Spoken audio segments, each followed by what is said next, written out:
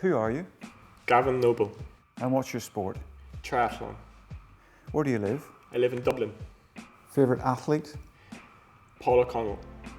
If you were a car, what would you be? It'd be a quietly confident BMW M5. So triathlon is the continuous process of swimming, cycling and running.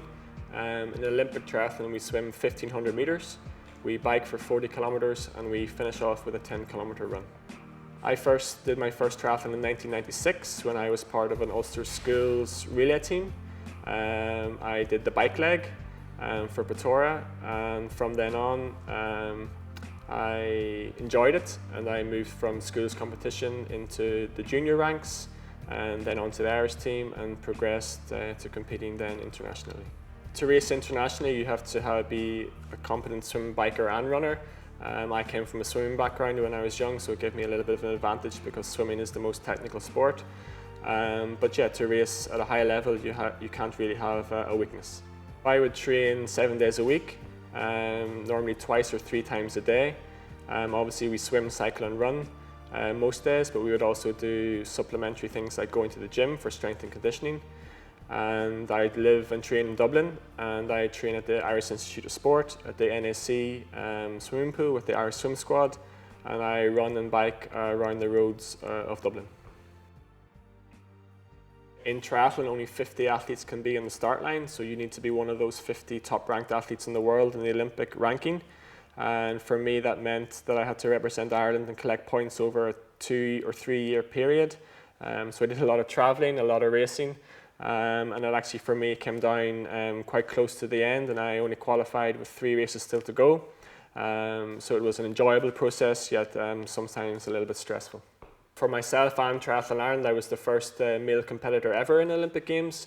In London I joined Aileen Morrison, who was the female on our team. I was a little bit injured in the lead up to the games and for a lot of the qualification period, so I had a game plan.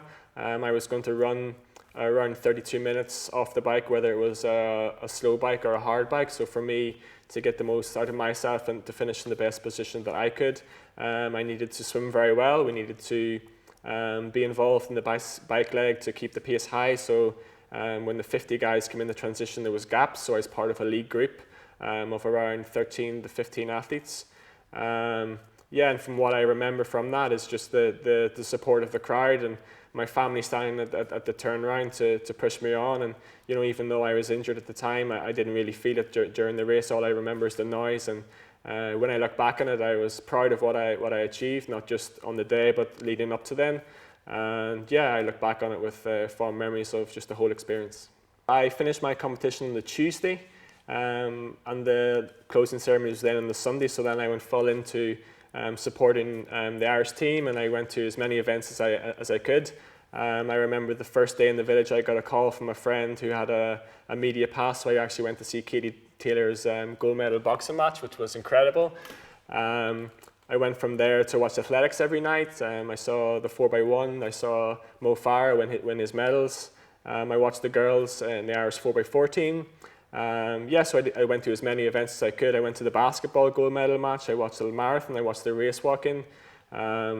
Yeah, there wasn't much that I didn't get. I was around a lot and saw some wonderful things and saw my heroes in sport, and that was a special thing. And it's when you go to the Olympics, that you go to the Olympic Games, you want to experience as much as you can once your job has been completed.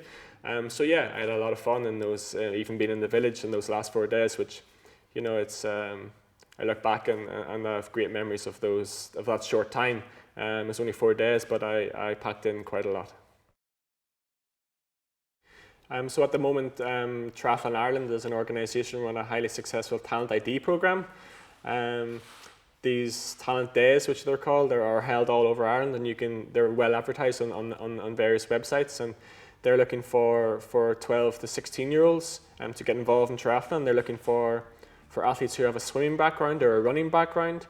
They set some times and some goals for athletes to achieve on the day, and if you go there as a young athlete and you're a swimmer or a runner, you can then be filtered into a club or get some coaching.